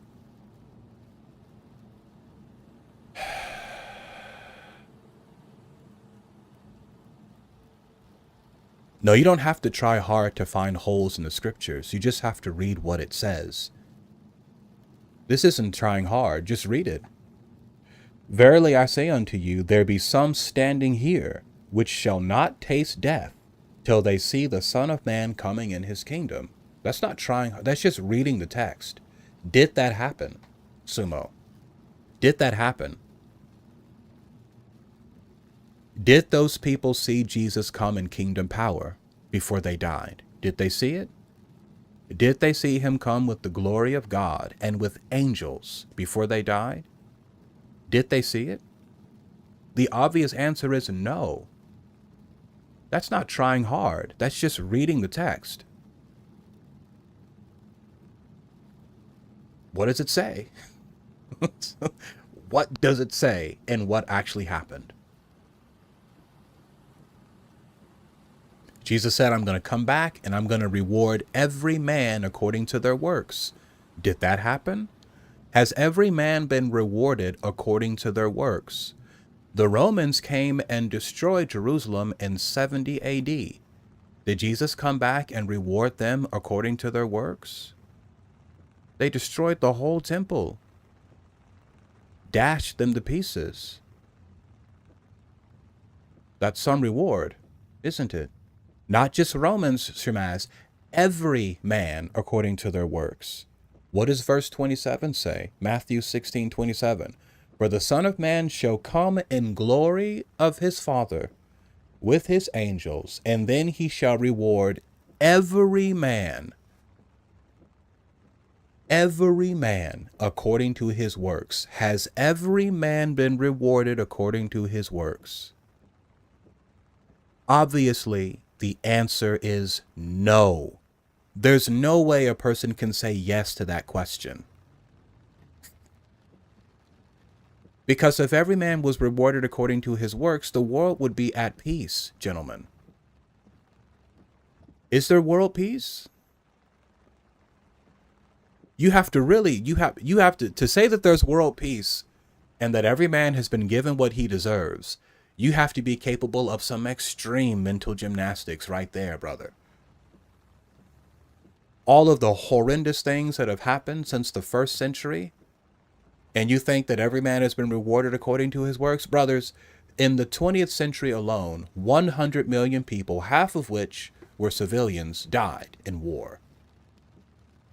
There's no way you can look at those kind of numbers, the First World War, the Second World War, and say that every man was rewarded according to his works when 100 million people disappeared from the planet. At a certain point, we have to ask ourselves, how far are we going to take a lie? Right? At a certain point, we have to ask ourselves, how far are we going to take it? Or are we ever going to reach a point to where we say, I'm just going to be honest with myself?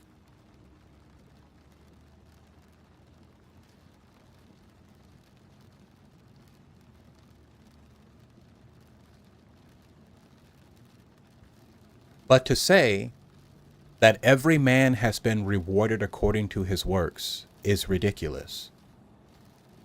I mean, isn't that what Christians are still waiting for? If you feel that every man has been rewarded according to his works, then what are you waiting for Jesus to come back for? Isn't that what Christians are waiting for Jesus to come back and carry out that judgment? So how can you say that judgment has already happened if you're waiting for Judgment Day? Just say your beliefs out loud and they will contradict. I believe the judgment has already happened, but yet it's going to happen in the future. Say that out loud. I believe Jesus when he says that the people standing around him wouldn't die until every man was judged. But yet at the same time, I believe that that judgment is a future event. How does that make sense to you?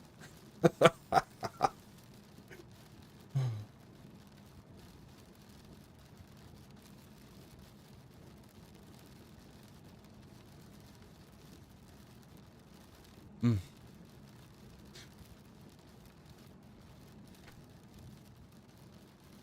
Mm.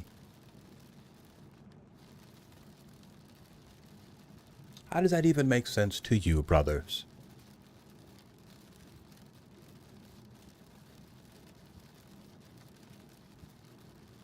Mm. But hey, if someone has already convinced you that there is a God that only talks to them, then what's believing this? You've already fallen for the biggest lie. But number one, there is a God, and number two, that God doesn't talk to you. He only talks to certain people. And to get to the God, you have to listen to what they say. If you've already fallen for that, I mean, you'll fall for anything because that's the biggest lie. Some of you believe in God, but yet you don't believe that God talks to you. He only talks to certain people. Why would you ever believe something like that?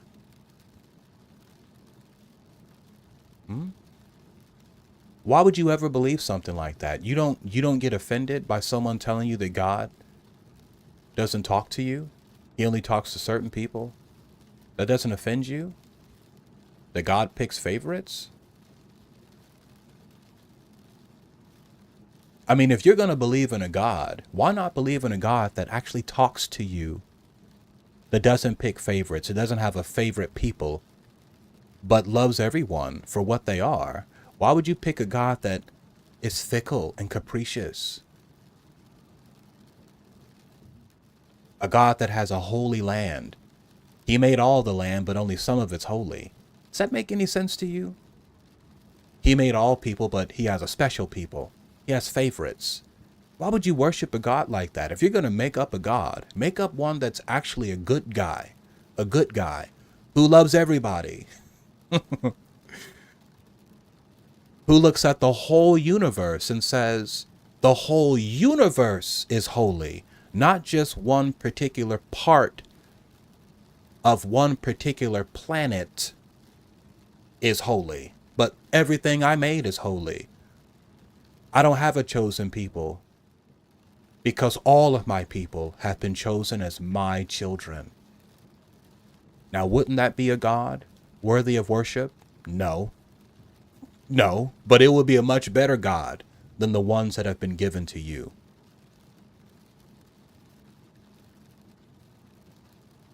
It'd be a start. It'd be an improvement, right? A racist God who only likes some people. The hell? God is a racist who only likes certain people? According to Abraham, God only likes you if you cut the tip of your penis off. That's what Abraham said. Abraham said that the covenant of God is only with people who circumcise and cut their foreskins off. That's what Abraham said. That's how this whole desert cult started to begin with, cutting off the foreskin. Why would God make you with the foreskin and then say you have to cut it off to be clean to him?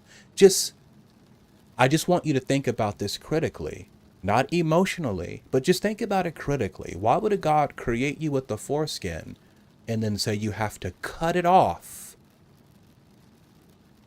Well, according to Abraham, God told him. Abraham was in his 90s, and he said he had a dream where God told him he had to cut off his foreskin and the foreskin of all of the men in his household. That's ridiculous. Just imagine if a person worshipped a God that said the same thing about women. Imagine if you met a person who worshipped a God that said that all women had to be circumcised. That's going to trigger your simp reflex. Not the precious women, not the precious women, but look at you. You worship a God that says that that's acceptable to you. I think that's outrageous.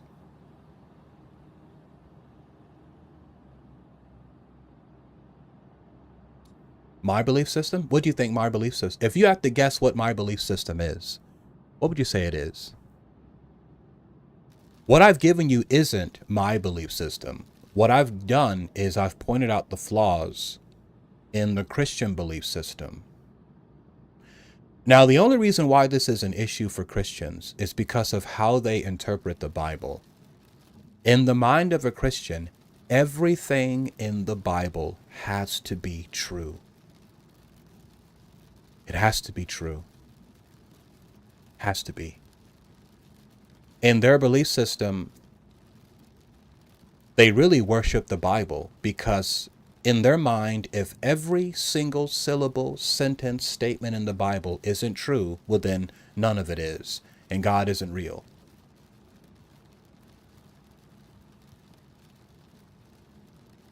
If their belief system allowed for the Bible to be erroneous or to have errors in it, none of what I just said would be a problem for them. Because they could just say, oh, well, Matthew made a mistake. Simple. Oh, well, Mark made a mistake. He got it wrong. But they can't do that without dismissing their entire religious faith. And that's a flaw, brothers. Right? That means you really worship the Bible. You put the Bible on the same level as God. You understand? Because not only does God have to be perfect in your eyes, the Bible has to be perfect too. You're making an idol out of the Bible. Like I said, what I said today is only an issue because in the mind of a Christian, the Bible has to be perfect. They can't just say, oh, well, Matthew got it wrong. Oh, Mark wrote it wrong. Oh, they got it wrong. You see, there are lots of errors and mistakes in the Bible. That's just one of them. But it doesn't mean that but they can't do that. Because if they admit that the Bible is wrong or that the Bible misquoted or got something wrong, well then their whole religious faith falls apart.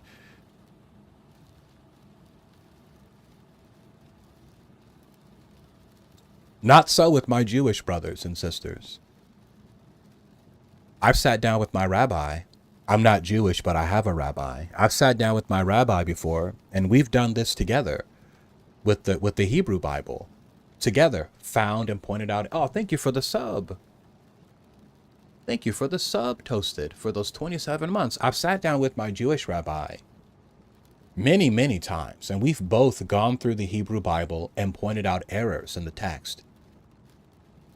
But at the end of those conversations, he gets up and he leaves a Jew. Because to him, well, of course, the Hebrew Bible has errors in it. People wrote that. Of course it has errors in it. Of course it contradicts. Sure it does. Of course, it contradicts all the time. But in his mind, in the mind of Jews, that's not a problem for them. They can accept the Hebrew Bible with its errors. But Christians can't do that. There are no errors in the Bible, is what they'll say. This cannot be substantiated. because there are clear errors in the text. Clear errors in the text. But because they can't accept that, they have to play these weird mental games with themselves to say, well, that's not what it meant. Well, and that's, I got to admit, gentlemen, that's got to be taxing on you. That's got to be taxing on you.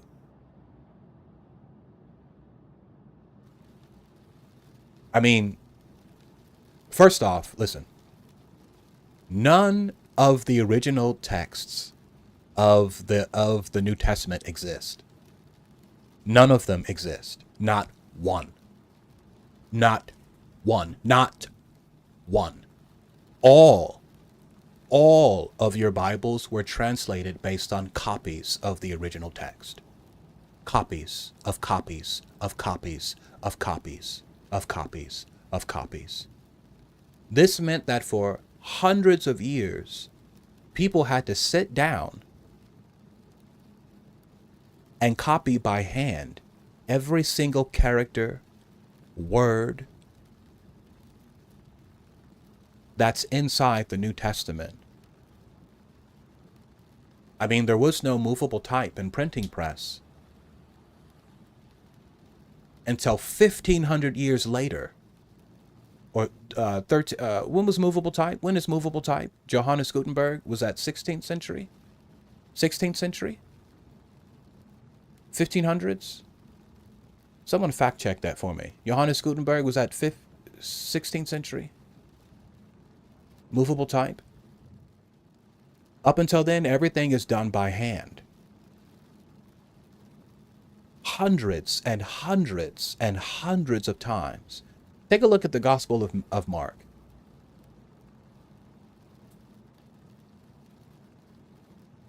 If you look at the end of Mark, we have a clear example of something that was added after the fact. Turn to Mark chapter 16.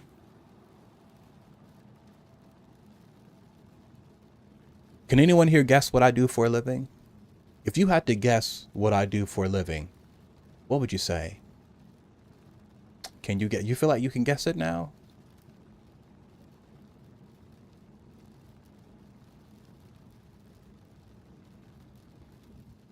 (1436), so 15th century. I'm talking about the printing press. The printing press. You think I'm a high school teacher? A business owner? Brother, what if I was a homeless guy squatting in an alley somewhere using Wi-Fi behind a Burger King? A teacher or a counselor? Really? You think I'm a pastor? Really?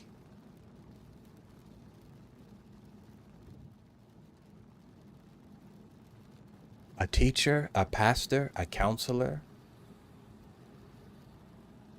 God bless you all.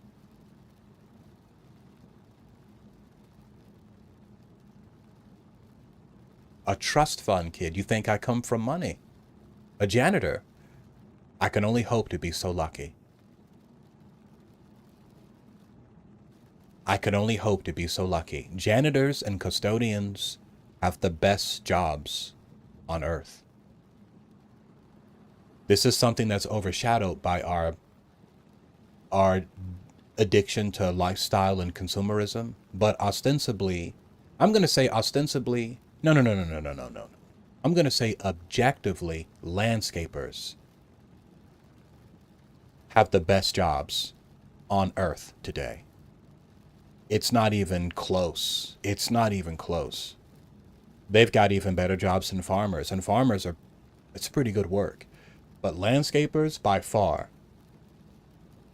have the best jobs.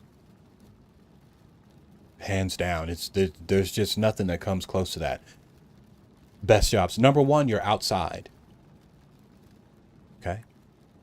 Being a landscaper puts you in the position that most humans have been in since the beginning of our species. Okay? For most of our time on Earth, humans have been outside in the sunlight. Being outside in the sun gives you vitamin D. Having vitamin D helps with your mental health. It makes you feel good, makes you feel better. It gives you a stronger body, strengthens your bones. For most of our time on this planet, our species has been outside for the main part.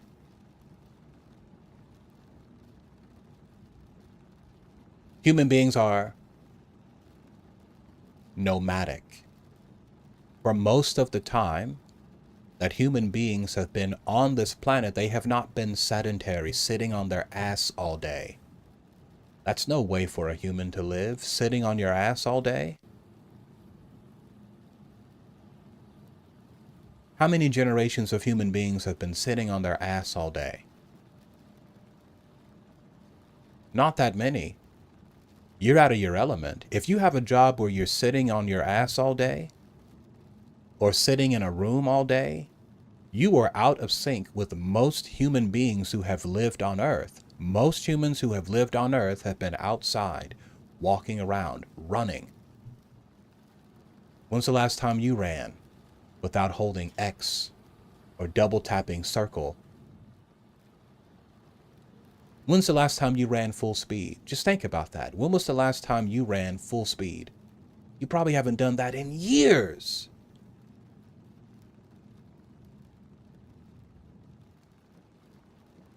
Human beings are highly social creatures. How social can you be? What's up, Silk? Brother, you got to retype that. I don't even know what you're trying to say. What does that even mean? Do you now what Silkborg if is? Brother, what does that mean? Are you speaking?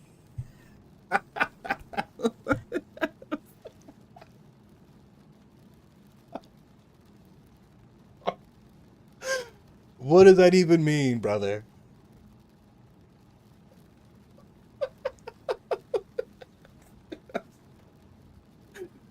Maybe that was a joke to come in here and say something like that.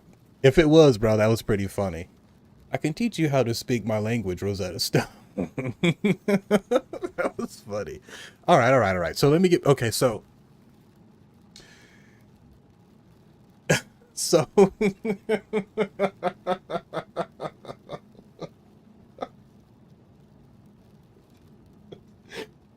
Nah, bro, don't be sorry for that. That was actually perfect. That was actually perfect what you said. There was nothing you could have come in here and said that was better than that. It was perfect. Ni hao ma. I've got Chinese friends. My Chinese homies. Real niggas. For real.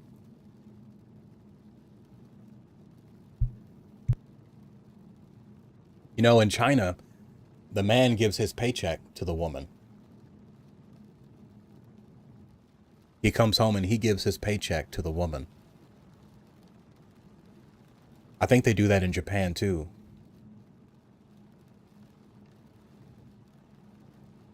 F that, Shamash says. You don't want to give your woman your paycheck? But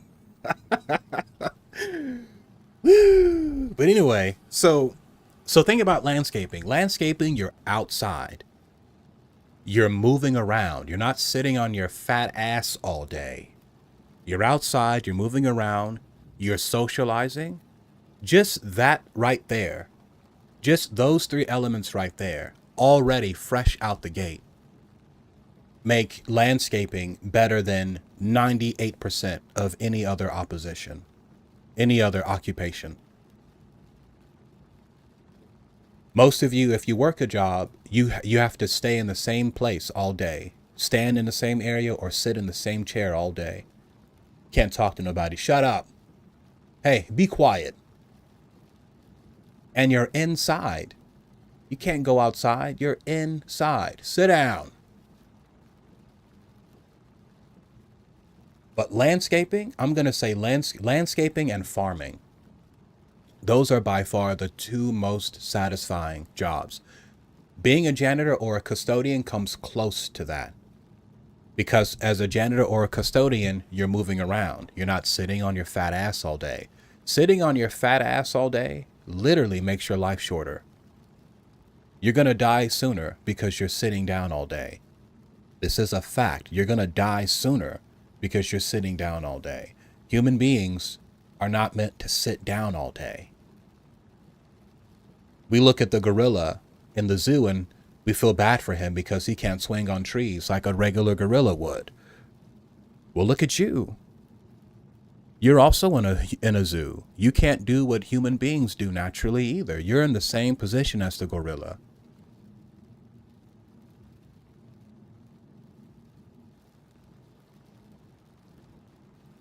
Except you made your zoo. The gorilla had to be put in one.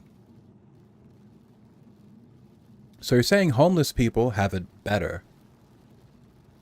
They're always outside? I'm going to say this. I'm going to say that if you are homeless and you're walking around outside all day, physically, your body is going to be in better shape than most humans. I don't know too many fat homeless people. But I know a lot of fat people who work office jobs, fucking huge, fat ass human beings. But I know some homeless people who are ripped. Ripped. They're outside. They're walking around. They're in the sun. A lot of them are mentally ill. And that's part of the reason why they are homeless, because they can't do it. And some homeless people who haven't slept in 20 years going for a run. Wish I had machining experience. And where does machining manufacturing stand in that ranking? Brother, if you work in manufacturing or machine work, I mean, there are ways to enjoy any job you have. But the most satisfying jobs, you got to listen to this.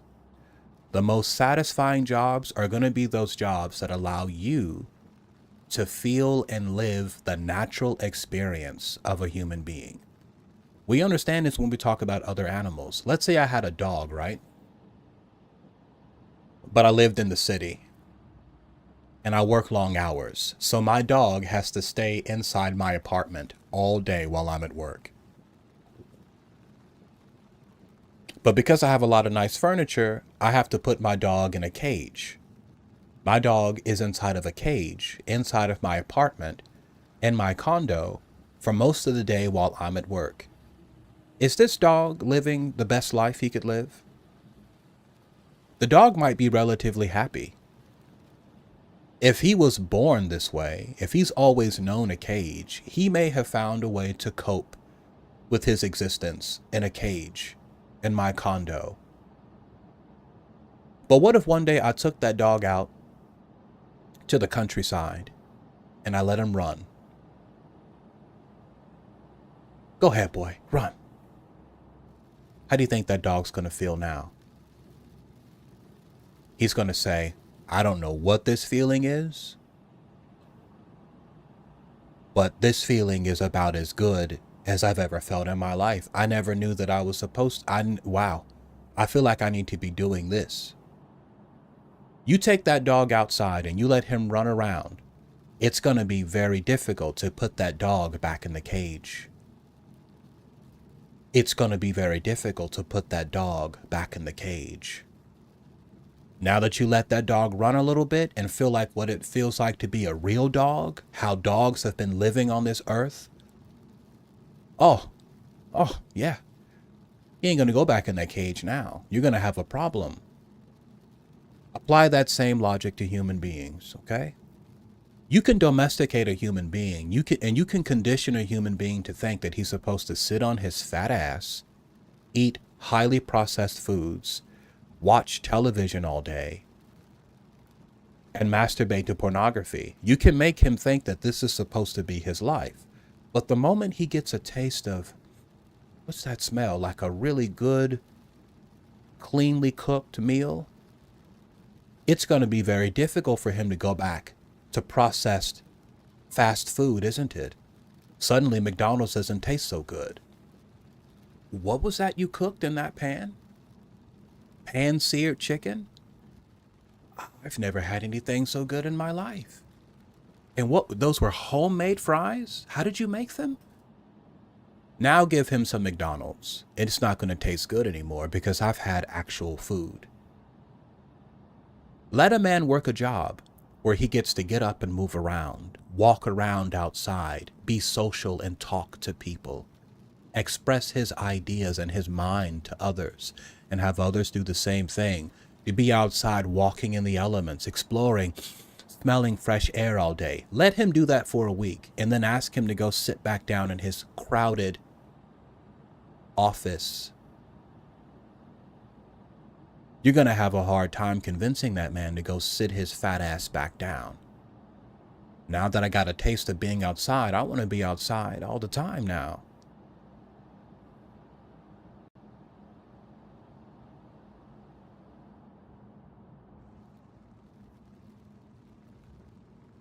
We were lied to, brothers.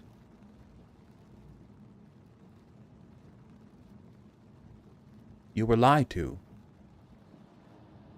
But being lied to by your rulers just makes you like everyone else.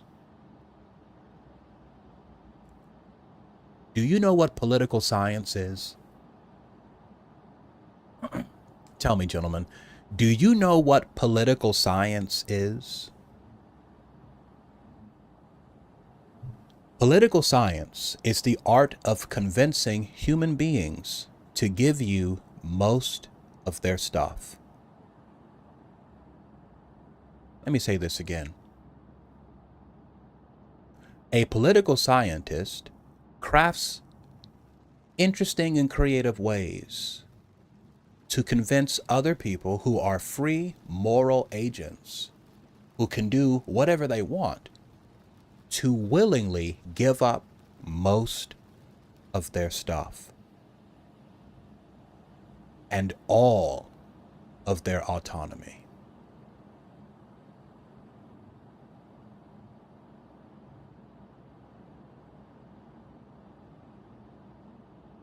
There is no human being on earth, gentlemen, that has the authority or the right to tell you what to do with your life. You realize this, right? You're no different than the president, or a senator, or a House representative, or a prime minister. There's no difference between you and them, except the ones that they've convinced you are real. You understand? These people are broken human beings just like you. These are confused, limited, broken, damaged human beings just like you. But they only have those bigger bank accounts because they have convinced you and other people that they deserve most of the stuff. I just deserve it, so give it to me. Give me all of the power and most of the stuff. I deserve it. I know I'm broken and frail and fragile and flawed, just like you. But I deserve all of the power and most of the stuff.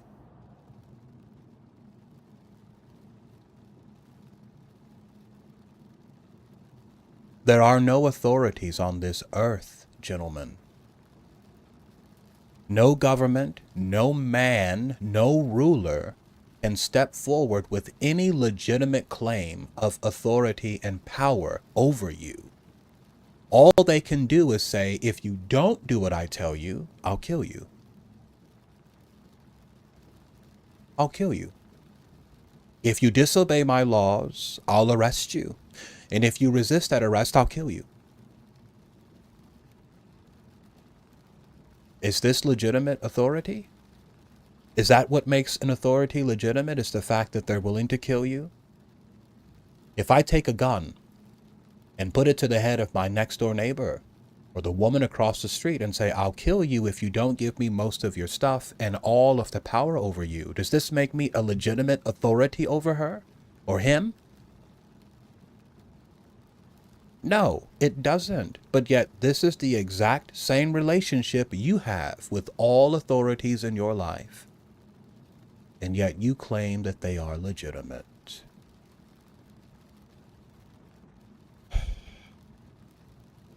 Well, then believe that too. But one thing you can choose to believe, if you still have the chutzpah to do so, is that maybe, just maybe, you can be a man. You can grow to become that thing upon which your friends, your family members, and the members of your society can depend to defend, to propagate, to preach the ideas, abstractions, and institutions that make life in civilized groups even a possibility for a species like ours. Slow to think, quick to anger, hesitant to turn away from falsehood, but reflexively doubles down on bad ideas simply because they're old. What I mean to tell you, gentlemen, is that peace, righteousness, justice, brotherhood, fraternity, friendship, these things don't grow from the ground. They are not found in nature. You won't see them on any periodic table of elements. Because these things only exist in places where we have dared to wrestle with the strong and the weak nuclear force, electromagnetism and gravity, to wrestle with the cold forces of the universe for the raw materials of our existence and mold them into being.